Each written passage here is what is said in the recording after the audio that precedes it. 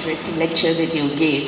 But one of the concerns that came to my mind while you were talking about modernity, are we now facing a society where there is disruption, fragmentation, and perhaps we talk in terms of a postmodern, globalized, post-globalized world in Kerala? If we are talking about this kind of disruption and fragmentation, which can happen at various levels, it could be at the economic level, as you said, where you have the middle class, aspiring middle class, the weak middle class, the lower class. I think in terms of religion also, we need to think constructively. Even while we are talking about closure of our psyche in terms of we and they, it is always in terms of the narrow community. As you said, the Christian community, you talk about the Syrian community and not about another Christian community. In a world where we are becoming more and more insular, what do you think could probably open up for us a more expansive kind of thinking other than through education? And I believe that since education is becoming privatized more and more, are we losing all those ethics and moral values that were inculcated through education? So while we are talking about a change in society, we need to think about how best we can change our existing educational institutions if we are to nurture a group of people who will think positively in terms of, I would say, an expansiveness rather than being very inclusive about one's religion. That's one comment that I wanted to make. Another comment that came to mind while we were talking about acculturation. The process of acculturation is something that is happening in the West. We think in terms of a mosaic culture, we think in terms of a melting pot that was once US. But today we are talking more in terms of multiculturalism, we are talking in terms of sectarianism in the West also. And in the West also this prevails. So I was wondering whether you could think about it, like we talk about a Kerala model of development, can we talk about a Kerala model of society that will really address some of these seminal issues which are not particular only to Kerala, but not only particular to India, but particular to the rest of the world? Thank you. Because of the time, this thing, I know that everybody is at the end of their toleration. Just to point about, the migration part and multiculturalism. What's happening, again, I have not got enough time to analyze what's happening beyond 2005. Because 2001 and World Trade Center's bombing was very important. After 500 years, when the history of the world is written, that will be a very important moment. Because, when I live in Norway, I went to write it. I'll write it probably after my, diplomatic hat. It was for the first time I realized what is marginalization, believe me. Because it's a very interesting thing. When intellectually, I've been talking about marginalization across the country and the world, right? But I also happen to be from a dominant, hegemonic equation from Kerala. So Kerala, I never marginalized. Actually, I never felt like a minority in Kerala. Because even if it's a dominant, hegemonic group. It's not I never felt being a minority in Kerala. That's a very, in the pan-Indian situation, yes. Right? But for the first time, I understood what is caste and race in Norway. Now let us do this. In Norway, the deep structure of democratic politics is controlled by Lutheran ideology and church. Lutheran only can become the prime minister. And this was very difficult for many people, especially those who belong to Semitic religion, because institutionalization of your social life is around the religion. If you are a Muslim or a Christian, it's very difficult to get away from the community of the religion. Where even if you wanted to leave, the community would not leave you. So the secularism format, it was very good for Brahmins because they had the kind of advantage. But it was difficult for others who had to depend on these institutions. So nowadays, I would say that we need to redefine secularism as not the denial of religion, but to going beyond the religious identity. Beyond means not denial. So one can be a practicing Muslim as well as secular in outlook. One can be a practicing Christian as well as secular in outlook. One can be a practicing Hindu and can be secular in outlook. In the modernist period, this was often put under the carpet. And that is changing now. Hence we need a new discourse on what is secular, what is multicultural, etc. Thank you.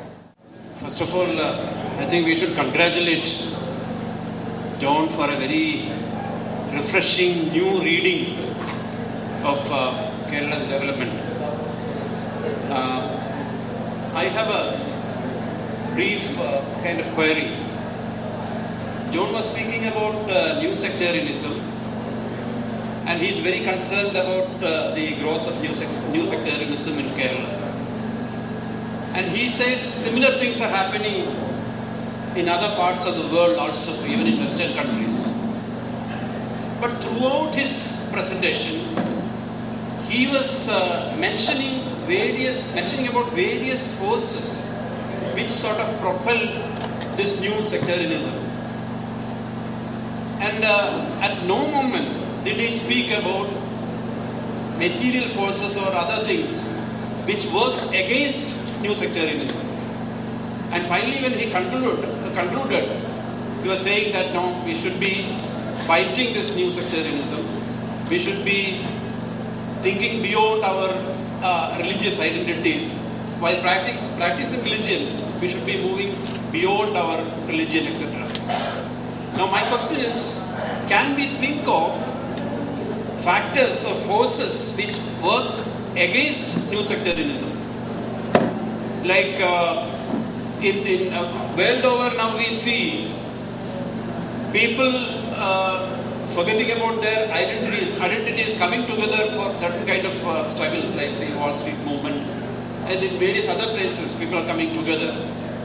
Even in Kerala, we see nurses coming together. It's not religion which make them come together to struggle. And it's quite possible that in many other areas, such movements will be coming up. So my point is this: neoliberalism and new conservatism themselves, they may be creating forces which will ultimately operate against new conservatism. Like workers are being denied their rights, nurses, this aided college teachers, unaided college teachers, those who work in self-financing institutions. And then he was also mentioning about growing inequality, the plight of peasants. So neoliberalism, when it is growing, it is also creating certain kind of context which can probably be used by progressive forces to fight against new conservatism. Now, maybe he can mention some of those contexts which will work against this idea of new conservatism. സുഹൃത്തുക്കളെ, കഴിഞ്ഞ ഒരു മണിക്കൂർ കൊണ്ട് 80 മുതൽ 2005 അല്ലെങ്കിൽ 2012 വരെ mister John Samuel നമ്മളെ കൊണ്ട് ഒരു ചരിത്രത്തിൻ്റെ ഒരു പുനർചിന്തനം നടത്താൻ അവസരം തന്നു. എനിക്കുള്ള ഇപ്പോഴത്തെ ഇത് റീസെൻറ്റ് കാര്യങ്ങളാണ്. പ്രത്യേകിച്ച് ഇപ്പോൾ കേരളത്തിൽ നടക്കുന്ന, അടുത്ത കാലത്ത് നടന്ന, പ്രത്യേകിച്ച് ഈ നേരത്തെ പറഞ്ഞ മുസ്ലിം സമുദായത്തെ ഒന്നായിട്ട് ഈ സെക്കുലറിസ്റ്റ് മനോഭാവമുള്ള ആൾക്കാർ പോലും വളരെയധികം ക്രിട്ടിസൈസ് ചെയ്യുന്നൊരവസ്ഥയിൽ എത്തിപ്പെട്ടു. കേരളത്തിലുണ്ടായ കോലാഹലങ്ങൾ എത്ര വലുതാണെന്ന് നമ്മൾ കണ്ടു. ഹർത്താൽ കണ്ടു, മറ്റത് കണ്ടു, പലതും കണ്ടു. പക്ഷേ ഇവിടുത്തെ സാമുദായികമായ ഒരു അനാലിസിസ് നടത്തുകയാണെങ്കിൽ 3 UDFിലുള്ള 3 ഈഴവ MLA മാരുള്ളടത്ത് 2 മന്ത്രിമാർ, 16 നായർ സമുദായത്തിനെ പ്രതിനിധീകരിക്കുന്നത് 5 മന്ത്രിമാരും 1 സ്പീക്കർ. ഇതാരും പറയാനില്ല. മൊത്തം UDF 27 MLA-മാർ ഇന്ന് കേരള നിയമസഭയിൽ റെപ്രസെന്റ് ചെയ്യുന്നു.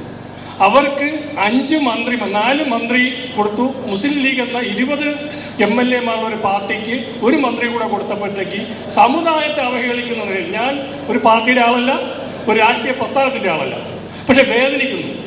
എന്തുകൊണ്ട് ഇങ്ങനെ സംഭവിക്കുന്നു?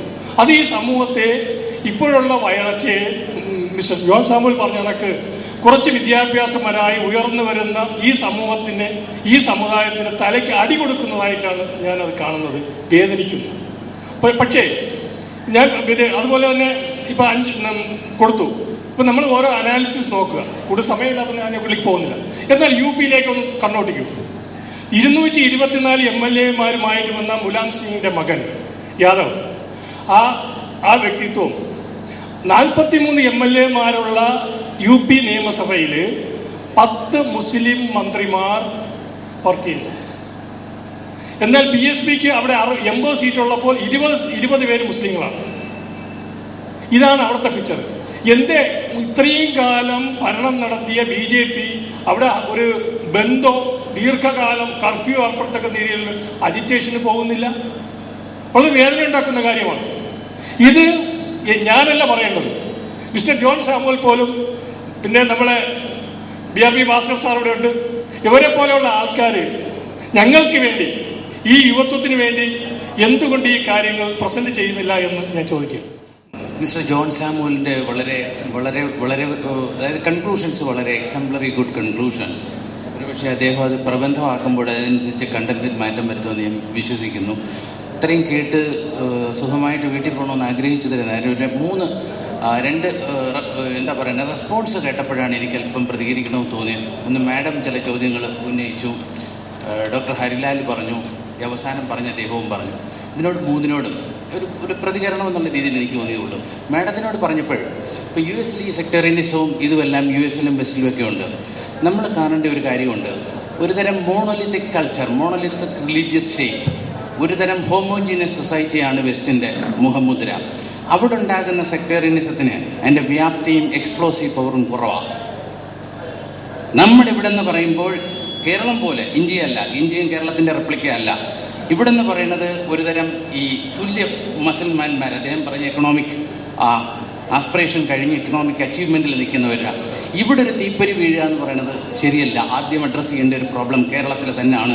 അതാണ് നമ്മൾ അതിനൊരു കൺക്ലൂഷൻ അദ്ദേഹം തന്നതിന് വളരെ നന്ദിയുണ്ട്. ഇതുപോലിരിക്കുന്ന ഒരു സദസ്സിൽ അദ്ദേഹം പറഞ്ഞത് നന്നായി എന്ന് എനിക്ക് തോന്നി. ഒരു ഡോക്ടർ ഹരിലാൽ പറഞ്ഞ ഒരു പോയിന്റ്, ഇതിനെതിരെ കൗണ്ടർ ഫോഴ്സസ് ഉണ്ട്. അദ്ദേഹം പറഞ്ഞത് കാണുന്ന ലേബർ മൂവ്മെൻറ്റ്, നേഴ്സസ് മൂവ്മെൻറ്റ്, അദ്ദേഹം പറഞ്ഞ ആ പോയിന്റ് വരെ ഞാൻ സമ്മതിക്കാം. പക്ഷേ എക്കണോമിക് ഇക്വാളിറ്റി ഇല്ലെങ്കിൽ എക്കണോമിക് അച്ചീവ്മെൻറ്റ് നേടിയെടുത്ത ശേഷം ഇവർ വീട്ടിൽ പോകുമ്പോൾ ഇവർ വീണ്ടും ഡിസ്പറേറ്റ് ആവുകയാണ്. അദ്ദേഹം പറഞ്ഞ ഈ ഷോവനിസത്തിലോട്ട് തിരിച്ചു പോവാം. അതിനെ നമുക്ക് തടുക്കാൻ പറ്റിയില്ല. കേരളത്തിലെ എന്താ പറയുക, ഈ വളക്കൂറുള്ള നല്ല വളക്കൂറുള്ള ഈ മണ്ണിൽ വന്ന പ്രോഗ്രസീവ് ഫോഴ്സസിന് പോലും അങ്ങനെ ഒരു കൾച്ചറൽ എന്താ പറയുക ഗ്രൈൻഡിങ് ചെയ്യാൻ നമുക്ക് സാധിച്ചില്ല. ആരെയും കുറ്റം പറയുകയല്ല, അതൊരു യാഥാർത്ഥ്യമാണ്. കാര്യം കൾച്ചറൽ റവല്യൂഷൻ ലോകത്തെങ്ങും എല്ലാവരും നടത്താൻ ശ്രമിച്ചു. സോവിയറ്റ് യൂണിയനിൽ നോക്കി, ചൈനയിൽ നോക്കി, പക്ഷെ ആരും സക്സീഡ് ചെയ്തില്ല. അവസാനത്തെ അദ്ദേഹത്തിൻ്റെ ഒരു ചോദ്യത്തിനോട് ഞാൻ ചോദിക്കട്ടെ, മുസ്ലിം ലീഗിൻ്റെ ഇതുമായിട്ട് ബന്ധമല്ല, മുസ്ലിം ലീഗിനൊരു മന്ത്രി അധികം കിട്ടി, ഒരു വകുപ്പ് അധികം കിട്ടിയോ? കിട്ടിയില്ല. മുസ്ലിം സമുദായത്തിന് അപ്പോൾ വഹിച്ചുകൊണ്ടിരുന്ന വകുപ്പുകൾ ഒരു കാറും ഒരു ഗൺമാനും പൈലറ്റും കിട്ടി. ഇത് സാധാരണ മുസ്ലിമിൻ്റെ അജണ്ടയാണോ? ഇത്രയും ഞാൻ ചോദിക്കുന്നു. We shall conclude with the remarks of John Samuel. Thank you, Harilal, for raising that issue. I didn't get too much time to discuss about the global scenario, except saying that all the global scenario in the time of television, etc., reinforces the local dynamics as well. But the material forces, yes, definitely. I mean, my whole analysis is that it is the material inequality, the control over the productive resources and the control over the surpluses which creates comparative advantage. And in Kerala, that was an unequal, historically, it was an unequal line, it just created. Hence my point was, the most important challenge for Indian policymakers today in India is to immediately address inequality. In Kerala, in India, the issue is more the rural-urban inequality is increased tremendously, and urban inequality is increasing. And if you really look at all over the world, wherever there is inequality and identity connected, there is violence. Wherever there is inequality and identity connected, there is violence. Take a place called Johannesburg. I spent a lot of time in Johannesburg. And, including progressive organizations, they cannot go beyond Rosebank. Rosebank is the area of white, middle class and rich, black. But then if you go along with it, this is the next, you could be killed. And killing is legitimized. You go to another place with maximum inequality, that is Sao Paulo or Rio. So wherever, and in India, the biggest problem is, you say quotation gang in Kerala, there's a direct connection between the increasing inequality in Kerala, increasing aspirations in Kerala, and this inequality is connected with identity. There, when you look at it, in some areas, some people look, rich. They travel by the car. And I was telling my dear friend in here, one of my friend's house is being, broken. But there were two, one BMW, another car. Because these symbols create a huge problem. In India, UPA first government tried to do this. That's one thing, they had a huge resource transfer in terms of right to work, etc. But the present thing is completely, it is dangerous. So I would say that inequality issue. Then the material forces. I was in the Occupy Wall Street. It's very interesting again, Occupy Wall Street, who are the people? In Occupy Wall Street, and this is the politics of USA is written on Occupy Wall Street. Most of the leaders are Indians, people of Indian origin, people of Hispanic origin, and what you call aspiring white middle class. They are the people, young people who have been there. The violence in France, right? The violence which happened in London, everybody will talk about Arab Spring in the Western newspapers, but they would not talk about this. So the material conditions which is transforming, but the point is here today in the left in Kerala, talk a lot about the Latin American model. As somebody spent a lot of time in Latin America, let us be factual. In Latin America, there is a very interesting interface between the church and the political process. The liberation theology movement, because Latin America is the only continent where there is a majoritarian religion is who? The Catholic. And the second huge movement is Pentecostals there. They are not in the thing. They are economically well off. Politically they have less space. But what about the indigenous people of Amazon? They are not there. And among the elected people, how many black are there? Not there.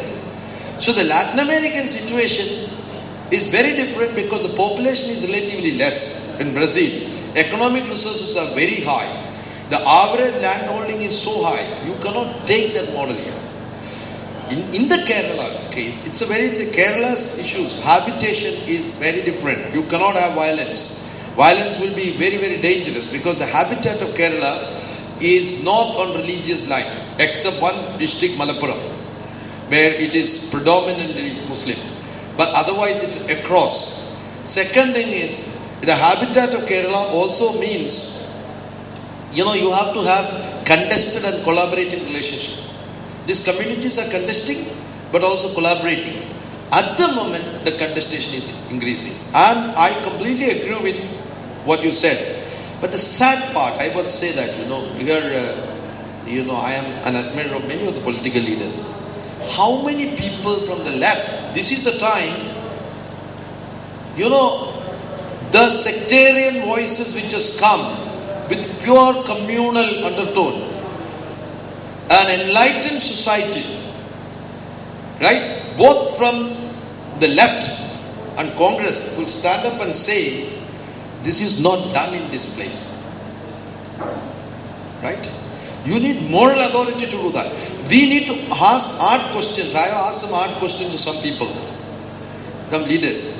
If you cannot question that, what kind of role model we are giving?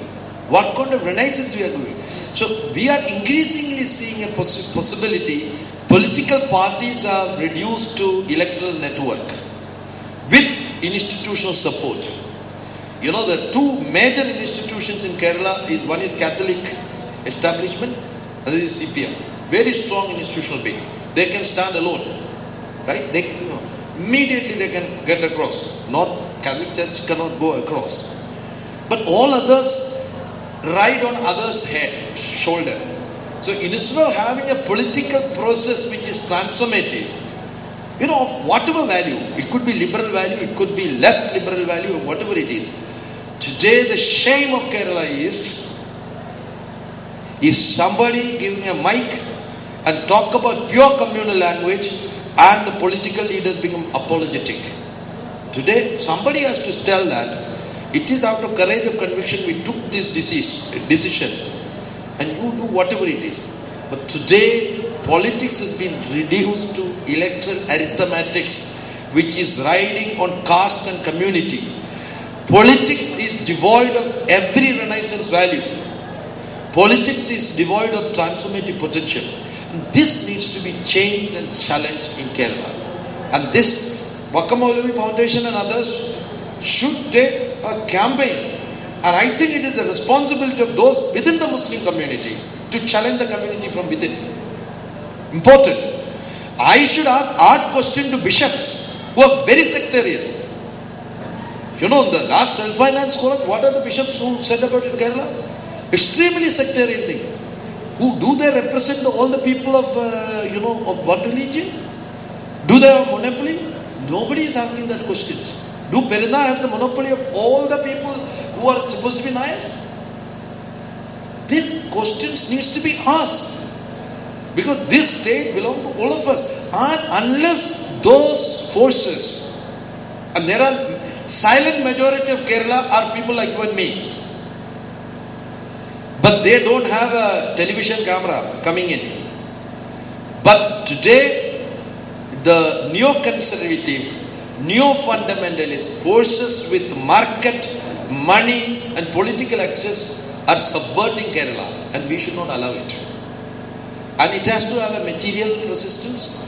And hence I strongly believe in India and Kerala, there has to be immediate step to address economic inequality. If this economic inequality is not addressed, there will be more quotation gap, there will be more housebreaking, more criminalization. People after 10 years won't be, there won't want to be communal violence because Kerala society has been middle classized.